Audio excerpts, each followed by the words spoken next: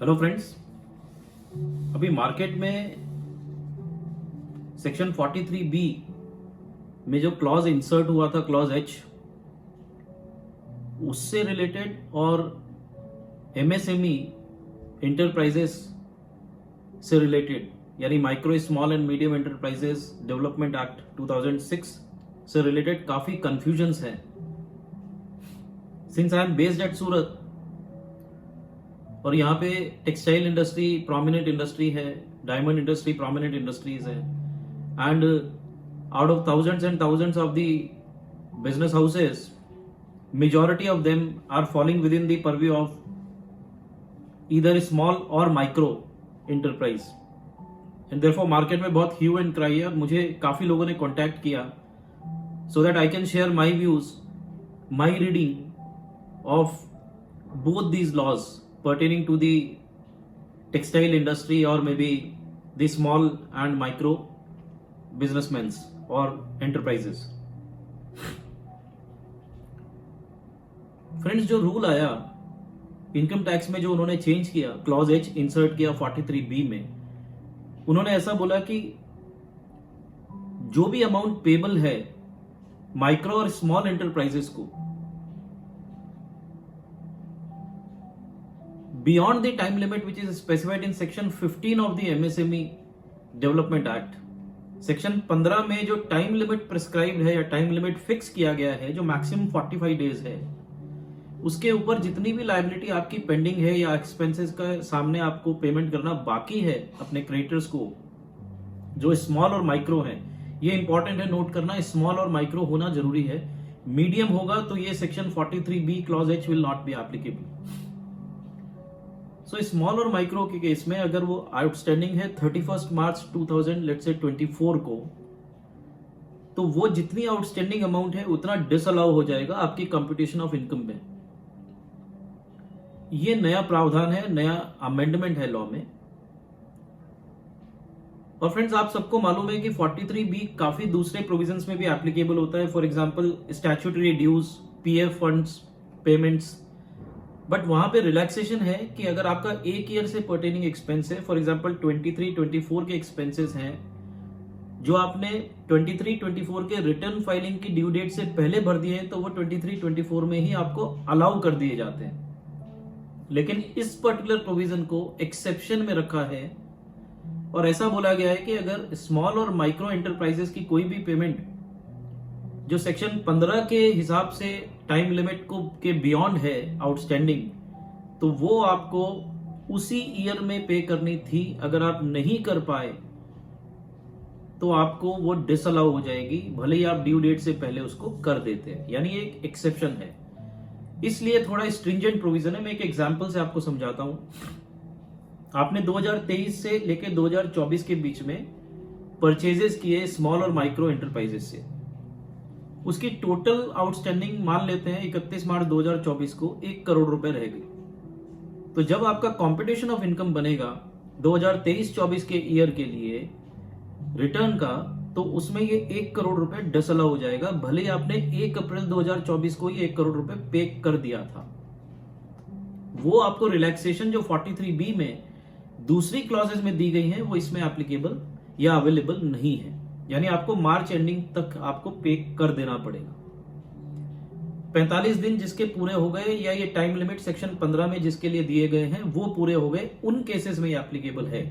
जिसमें पूरे नहीं हुए वहां एप्लीकेबल नहीं है। फॉर एग्जाम्पल, आपकी परचेजेस अगर जनवरी की है और आपका कॉन्ट्रैक्ट था परचेजर और सेलर के बीच में कि 45 दिन में पेमेंट करना है, तो 1 जनवरी की परचेजेस आपकी 15 फरवरी को ड्यू हो जाएंगी और 15 फरवरी तक अगर आपने पे नहीं किया तो सेक्शन 15 हिट होगा, सेक्शन 16 हिट होगा। अब 31 मार्च तक भी अगर आपने पे नहीं किया तो 43B क्लॉज एच हिट होगा और आपको वो कॉम्पिटिशन में डिसअलाउ हो जाएगा। अगर 31 मार्च तक आपने पेमेंट कर दिया तो आपका 43B क्लॉज एच हिट नहीं होगा और वो डिसअलाउ नहीं होगा। एमएसएमई एक्ट में जो भी एक्शंस स्मॉल और मीडियम माइक्रो एंटरप्राइज लेना चाहेंगे वो ले सकते हैं सेक्शन 15-16 के हिसाब से। सो वो हम बाद में डिस्कस करते हैं। तो ये 43B क्लॉज एच का क्लैरिटी है कि जिस ईयर में आपने वो एक्सपेंस डाले हैं, स्मॉल और माइक्रो के एक्सपेंसेस परचेजेस के, उनसे जो आपने परचेज किए या सर्विसेज ली, उस ईयर में अगर वो टाइम जो सेक्शन 15 में दिया गया है अपॉइंटेड डे से 15 दिन या आपका 45 डेज मैक्सिमम, वो टाइम लिमिट अगर एक्सपायर हो गया है और फिर भी मार्च में पेमेंट नहीं हुआ है तो वो डिसअलाउ हो जाएगा। और अगर पेमेंट हो चुका है मार्च तक तो कोई डिसअलाउंस नहीं होगा। तो 1 जनवरी का एक एग्जांपल हमने देखा। दूसरा एग्जांपल लेते हैं कि आपका 45 दिन का पेमेंट का कॉन्ट्रैक्ट था या एग्रीमेंट था और आपने 15 मार्च को खरीदा, तो वो तो ड्यू ही नहीं हो रहा है 31 मार्च से पहले। सेक्शन 15 में 45 दिन कंप्लीट ही नहीं हो रहे हैं, वो कंप्लीट होंगे 30 अप्रैल को। तो आपको 30 अप्रैल तक आप पेमेंट करें या 31 मार्च नेक्स्ट ईयर तक पेमेंट करें, आपको 43B में इस साल में डिसअलाउंस नहीं होगा। और नेक्स्ट ईयर में भी अगर आपने पूरे साल में पेमेंट कर दिया है तो डिसअलाउ नहीं होगा, ऐसा मेरा व्यू है। अब आते हैं फ्रेंड्स एमएसएमई पे। एमएसएमई एक्ट जो है वो स्मॉल और माइक्रो को प्रोटेक्ट करने के लिए बनाया गया है। बिकॉज बहुत सारी इंडस्ट्रीज में ऐसा होता है कि 6-6 महीने तक, 8-8 महीने तक, 9-9 महीने तक छोटे व्यापारी की पेमेंट को किसी ना किसी रीजन की वजह से डिले किया जाता है। उनको प्रोटेक्शन देने के हिसाब से ये एक्ट को इंट्रोड्यूस किया गया कि आप अननेसेसरली डिफर नहीं कर सकते पेमेंट, आपको वो payment with in time limit देना पड़ेगा। अगर आप वो payments with in time limit नहीं दे पाते किसी भी रीजन से, तो आपको उसके ऊपर ब्याज देना पड़ेगा। ये प्रोविजन है। डिस्कशन में जाने से पहले मैं आपको ये क्लैरिफाई कर दूं कि इसमें एक सेक्शन है इस एक्ट में, सेक्शन 24, जो बोलता है कि MSME development act, micro small and medium enterprises development act 2006 जो है, इट हैज ओवरराइडिंग इंपैक्ट। जो सेक्शन 15 से सेक्शन 23 वो ओवरराइडिंग इंपैक्ट रखता है। जितने भी दूसरे लॉज हैं prevalent in the country, it overrides all the law. For example, आपने एक कॉन्ट्रैक्ट बनाया कि मैं तो पेमेंट 60 दिन में लूंगा, या आप 90 दिन में मुझे पेमेंट कर सकते हैं। आपने स्मॉल एंटरप्राइज से परचेज किया, आपने उसके साथ कॉन्ट्रैक्ट किया, मैं 90 दिन में आप पेमेंट दोगे तो चलेगा, वो अग्री कर गया, तो it is a valid contract. But contract act को ये एमएसएमई डेवलपमेंट एक्ट ओवरराइड करता है, और इसलिए मैक्सिमम टाइम लिमिट कॉन्ट्रैक्ट का 45 दिन हो सकता है section 15 of MSME development act के हिसाब से, उससे ज्यादा वो नहीं हो सकता। तो ये चीज आपको ध्यान रखनी है कि ये ओवरराइडिंग इंपैक्ट रखता है। अब आते हैं बात एक पर्टिनेंट क्वेश्चन सूरत के रिलेटेड। सूरत में जो टेक्सटाइल ट्रेडर्स हैं, एक तो है मिल वाले जो जॉब वर्कर्स हैं, जो आपसे ग्रे लेते हैं और प्रोसेस करके दे देते हैं, उनके पास मशीन्स भी हैं, प्रोसेसिंग हाउसेस हैं। एक है ट्रेडर जो गुड्स खरीदता है, ग्रे खरीदता है, जॉब वर्क को प्रोसेस करने के लिए मिल में भेजता है, वहां से वो प्रोसेस होके आता है, तो अपने इन हाउस वो उसको फर्दर जॉब वर्क कराता है या फर्दर प्रोसेसिंग कराता है या उसकी कटिंग करता है और फिर पैकिंग करके सेल करता है उसको साड़ीज में या ड्रेस मटेरियल्स में। क्वेश्चन ये अराइज होता है कि क्या वो मैन्युफैक्चरर है या वो ट्रेडर है। अगर वो मैन्युफैक्चरर है तो एमएसएमई एक्ट में कवर्ड है। अगर वो ट्रेडर है तो क्वेश्चन ये अराइज होता है कि क्या वो एमएसएमई एक्ट में कवर होगा। उसके लिए फ्रेंड्स मैं 2-3 चीजें आपको शेयर करना चाहता हूं, क्योंकि इसमें बहुत सारे डिस्प्यूट है, अलग अलग ओपिनियंस है। कोई बोल रहा है होगा, कोई बोल रहा है नहीं होगा। मैं सिंपल सी बात बोलता हूं, ये प्रिज्यूम कर लेते हैं कि ट्रेडर एमएसएमई एक्ट में है, ये प्रिज्यूम कर लेते हैं, तो भी क्या होगा? तो भी सर ये एक म्यूचुअल कॉन्ट्रैक्ट है। आप स्मॉल में हो या माइक्रो में हो, आप अगर सामने वाले के ऊपर क्लेम नहीं करते कि मुझे 45 दिन में नहीं सर 90 दिन में पेमेंट किया, आपने क्लेम ही नहीं किया सामने वाले के ऊपर, तो सामने वाले को डरने की जरूरत नहीं है। और व्यापार जो चलता है वो ट्रस्ट पे चलता है सूरत में, तो कोई डिस्प्यूट अराइज नहीं होता। दूसरा रास्ता, आपको एमएसएमई के लिए यह समझना पड़ेगा कि आप माइक्रो में हो, उसकी कंडीशन सेटिस्फाई करते हो, स्मॉल में हो, उसकी कंडीशन सेटिस्फाई करते हो, या मीडियम में हो। माइक्रो में आने के लिए आपकी मशीन या इक्विपमेंट में 1 करोड़ से नीचे की इन्वेस्टमेंट होनी चाहिए और आपका टर्नओवर 5 करोड़ तक होना चाहिए। 5 करोड़ से नीचे। इसी तरीके से स्मॉल में आने के लिए आपकी मशीन की इन्वेस्टमेंट 10 करोड़ से नीचे होनी चाहिए, 10 करोड़ तक, और आपका टर्नओवर 50 करोड़ तक होना चाहिए। एंड मीडियम में आपकी मशीन की इन्वेस्टमेंट और इक्विपमेंट की इन्वेस्टमेंट 50 करोड़ से नीचे होनी चाहिए और 250 करोड़ तक आपका टर्नओवर होना चाहिए। तो आपको यह देखना पड़ेगा आप कहां फॉल करते हैं। क्या दोनों कंडीशन आपने सेटिस्फाई की है? बिकॉज दोनों कंडीशन सेटिस्फाई करना जरूरी है। मशीन भी होनी चाहिए, इक्विपमेंट्स भी होनी चाहिए, भले वो 1 रुपए के हो, और साथ में टर्नओवर भी। दोनों कंडीशंस आपको देखनी है। और लेस देन लिखा है तो लेस देन आप जिसमें भी फॉल करेंगे, जहां पे भी आप दोनों कंडीशन सेटिस्फाई करेंगे, वहां पे आपकी क्लासिफिकेशन होगी वो माइक्रो, स्मॉल या मीडियम के हिसाब से। अब फ्रेंड्स, ध्यान देने वाली दूसरी बात यह है मेरे हिसाब से, जो मुझे लगता है, पहला कि आप जो इन्वेस्टमेंट कर रहे हैं मशीन्स में या इक्विपमेंट्स में, तो कोई भी इक्विपमेंट अगर आप ले रहे हैं जो प्रोडक्शन प्रोसेस में आपको हेल्प करता है, मैं ये मानता हूं कि वो इक्विपमेंट भले 1 रुपए का आपकी बैलेंस शीट में हो, बुक्स में हो, 1 रुपए का इक्विपमेंट भी हो WDB उसका, तो भी आपको वो क्वालिफाई कर देगा रजिस्ट्रेशन लेने के लिए, या स्मॉल या माइक्रो या मीडियम में फॉल करने के लिए। सो एक ट्रेडर को ये देखना पड़ेगा कि क्या उसके पास मशीनरीज या इक्विपमेंट्स में इन्वेस्टमेंट्स हैं, प्लस उसको टर्नओवर देखना पड़ेगा। फॉर एग्जांपल, अगर आपका मशीनरीज में इन्वेस्टमेंट है, मान लेते हैं 25 लाख रुपए, और आपका टर्नओवर है 25 करोड़, तो आप माइक्रो में फॉल नहीं करेंगे, भले 1 लाख से आपका इन्वेस्टमेंट जो 1 करोड़ से कम है मशीन्स में, आप स्मॉल में फॉल करेंगे, क्योंकि आपका 10 करोड़ से नीचे मशीन में इन्वेस्टमेंट है और 5 करोड़ से ज्यादा और 50 करोड़ से नीचे आपका टर्नओवर है। तो सूरत के लिए स्पेसिफिकली अगर मैं बोलूं ट्रेडर्स के लिए, तो ट्रेडर्स को क्या करना चाहिए? अगर आप रजिस्टर्ड हैं MSME एक्ट में, तो आपको यह कंसीडर करना पड़ेगा कि आप वो रजिस्ट्रेशन को या तो आप कैंसिल करा दें, सो दैट कल होके ये जो डर मार्केट में फैला हुआ है कि आपने के सेलर को 45 दिन में पेमेंट करना पड़ेगा, इसलिए आपके परचेजर को, इसलिए वो आपसे माल ही परचेज नहीं कर रहा है, आप रजिस्ट्रेशन कैंसिल करा दीजिए। आपका रजिस्ट्रेशन अगर मैन्युफैक्चरर में है तो उसको आप अमेंड करा दीजिए एज अ ट्रेडर। और अंदर option can be given is कि आप रजिस्ट्रेशन प्रायोरिटी सेक्टर लेंडिंग के लिए अगर आपको लेना भी पड़े, तो आप वो प्रायोरिटी सेक्टर लेंडिंग का सर्टिफिकेट लीजिए, ना कि मैन्युफैक्चरर या ट्रेडर का। मीनिंग देयर बाई, अगर आपके पास रजिस्ट्रेशन ही नहीं है, तो आप कोई भी क्लेम, जो सेक्शन 15 या 16 में, मैं नेक्स्ट 2 मिनट में वो भी समझाता हूं, आप कोई भी क्लेम फाइल ही नहीं कर पाएंगे, इसलिए वो डिस्प्यूट अराइज ही नहीं होगा। तो आप किसी को माल सप्लाई कर रहे हैं, वो स्मॉल है या माइक्रो है, वो आइडेंटिफाई करने के लिए उसकी सर्टिफिकेट आप मंगा लीजिए, आपको पता चल जाएगा कि वो MSME में है या नहीं है।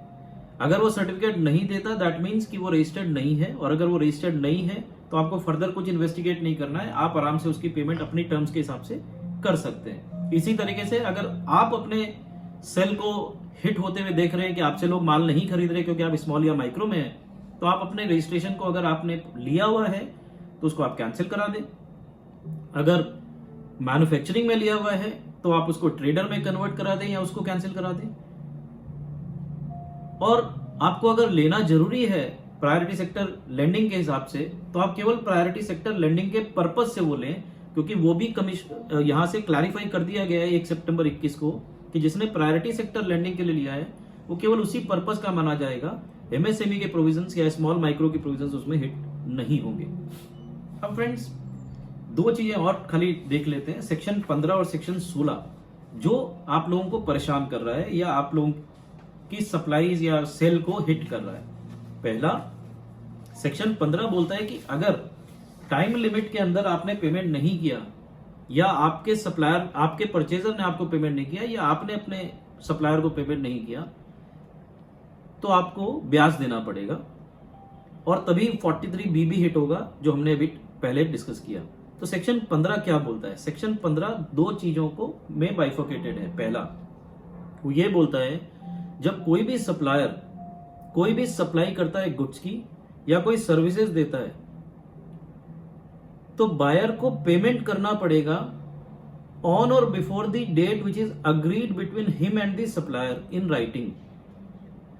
और जहां पे कोई भी ऐसा डेट फाइनल नहीं हुआ है या एग्रीमेंट में डेज फाइनल नहीं हुआ है कि इतने दिन में पेमेंट करना है, तो उसको before the appointed day payment करना पड़ेगा। यानी दो सिचुएशंस हो गई, पहला कि बायर और सेलर में एक कॉन्ट्रैक्ट या एक अग्रीमेंट हुआ है कि आप इतने दिन में पेमेंट करेंगे, दूसरा कि कोई एग्रीमेंट नहीं है। जहां पे आपका एग्रीमेंट हुआ है वहां पे आप 7 दिन कर सकते हैं, 15 दिन कर सकते हैं, 30 दिन कर सकते हैं, बट मैक्सिमम आपको 45 दिन कर सकते हैं। 45 डेज से ज्यादा आपका एग्रीमेंट नहीं हो सकता। यानी आपको इनवॉइस में लिखना पड़ेगा, आप जब सेल कर रहे हैं कि मैं एमएसएमई में हूं और मैक्सिमम 45 डेज में ये पेमेंट आएगा, 30 दिन में पेमेंट आएगा, 15 दिन में पेमेंट आएगा, तो उसको उतने ही दिन में वो पेमेंट करना पड़ेगा। अगर वो नहीं करता तो सेक्शन 16 हिट होगा, जो बोलता है कि आरबीआई का जो रेट है उसके 3 गुना आपको ब्याज लगेगा, तो आपको वो ब्याज देना पड़ेगा। तो दो चीजें वापस, अगर एग्रीमेंट है, डेज लिखे हुए हैं, मैक्सिमम 45 डेज लिख सकते हो आप, तो आपको उतने दिन में पेमेंट करना है। और अगर नहीं लिखे हुए तो आपको अपॉइंटेड डे से पहले पेमेंट करना है। अब क्वेश्चन ये राइज होता है, अपॉइंटेड डे क्या है? अपॉइंटेड डे का मतलब है आपका डेट ऑफ एक्सेप्टेंस जिस दिन है या डीम्ड डेट ऑफ एक्सेप्टेंस है उसके 15 दिन के अंदर, यानी उसका 16वां दिन जो होगा वो अपॉइंटेड डे, तो आपको 15 दिन के अंदर पेमेंट करना है। फॉर एग्जाम्पल, आपने आज माल भेजा, आज आपने माल भेजा और उसको कल माल मिल गया, तो date of delivery of goods जो है वहां से स्टार्ट हो जाएगा ये, क्योंकि वो डीम्ड डेट ऑफ एक्सेप्टेंस माना जाएगा 15 दिन। तो actual deemed date of acceptance क्या है? Date of actual delivery of goods और दी सर्विसेज बीइंग रेंडर्ड, और जहां पे कोई ऑब्जेक्शन लिखा है, आपने माल दे दिया, कल उसके पास पहुंच गया, उसने एक ऑब्जेक्शन रेज किया, सो उस केस में where any objection is made in writing by the buyer regarding acceptance of the goods or services within 15 days from the date of delivery, the date on which such objection is removed by the supplier। तो कल आपके buyer को goods मिले और उसने 15 दिन के अंदर एक ऑब्जेक्शन रेज कर दिया राइटिंग में, तो वो ऑब्जेक्शन जब आप रिमूव करोगे तब आपका डेट ऑफ एक्सेप्टेंस माना जाएगा। यानी डेट ऑफ एक्सेप्टेंस का मतलब या तो जब आपने एक्चुअल डिलीवरी कर दिया और उसने कोई ऑब्जेक्शन रेज नहीं किया, या आपने डिलीवरी कर दिया और उसने एक ऑब्जेक्शन रेज किया, जब आपने ऑब्जेक्शन रिमूव किया उस दिन से आपको माना जाएगा, और वो 15 दिन वहां से देखने हैं। वहां से 15 दिन के बाद का जो दिन होगा वो अपॉइंटेड डे होगा। यानी मैं कल अगर डिलीवरी कर देता हूं तो कल से लेके 15 दिन में आपको पेमेंट करना है। वो दो टर्म्स हो गई, पहला कॉन्ट्रैक्ट में डेज लिखे हुए हैं 15 दिन, 30 दिन, 45 दिन मैक्सिमम, या फिर नहीं लिखे हुए तो अपॉइंटेड डे यानी date of acceptance, day of acceptance, या डीम्ड डे। डीम्ड डे का मतलब हुआ कि जहां पे कोई भी ऑब्जेक्शन 15 दिन में नहीं आता, कल डिलीवरी हुआ 15 दिन में कोई ऑब्जेक्शन नहीं आया, तो वो कल से 15 दिन आपका अपॉइंटेड डे कैलकुलेशन के लिए लगेगा। तो friends, let us now conclude. मेरा यह कहना है कि सूरत के ट्रेडर्स को या कहीं के भी ट्रेडर्स को जो स्मॉल एंड माइक्रो में फॉल करते हैं, उनको वो सेल करते, उनसे परचेज करते हैं या वो खुद स्मॉल या माइक्रो में है, उनको घबराने की जरूरत नहीं है, बिकॉज उनका इम्पैक्ट तभी है जब सामने वाला रजिस्टर्ड हो, उद्यम सर्टिफिकेट उसके पास हो और वो आपको क्लेम करे। मैं ऐसा मानता हूं पिछले 24 साल 25 साल की प्रैक्टिस के एक्सपीरियंस के हिसाब से कि ट्रस्ट बेस्ड बिजनेस होता है। जहां पे ट्रस्ट है वहां पे इस तरह के इश्यूज जनरली नहीं आते। आप 10 दिन, 15 दिन, 20 दिन अगर डिले करते हो तो उसका इश्यूज मेरे हिसाब से सामने वाला चैलेंज नहीं करता या ब्याज आपसे नहीं मांगता, क्योंकि वो कॉन्ट्रैक्ट और रनिंग कॉन्ट्रैक्ट्स रहते हैं, आपके कंटिन्यूस चलते हैं, कंटिन्यूस आप माल देते रहते हो। बट जहां पे इस तरीके का इशू आए तो उससे सेफर साइड होने के लिए आप ये श्योर करें कि आपका रजिस्ट्रेशन आप कैंसिल करा दें, या जिससे आप खरीद रहे हैं वहां से या तो आप रजिस्ट्रेशन पहले लेके श्योर हो जाए 45 दिन में, या जो भी आपका अग्रीड टाइम है उसमें पेमेंट करें, या फिर उस व्यक्ति से आप रिक्वेस्ट करें कि वो रजिस्ट्रेशन को सस्पेंड कराए या कैंसिल कराए। नाउ ओनली जो इंपैक्ट आता है वो इंपैक्ट आएगा इनकम टैक्स का। तो वो आपको मैंने बता दिया कि आपको ये ध्यान रखना है कि अगर ड्यू हो गया 45 दिन या जो भी टाइम लिमिट था सेक्शन 15 में जो हमने डिस्कस किया, अगर वो ड्यू हो गया और ईयर कंप्लीट हो गया और वो पेबल था, आपने पे नहीं किया, तो वो डिसअलाउ हो जाएगा।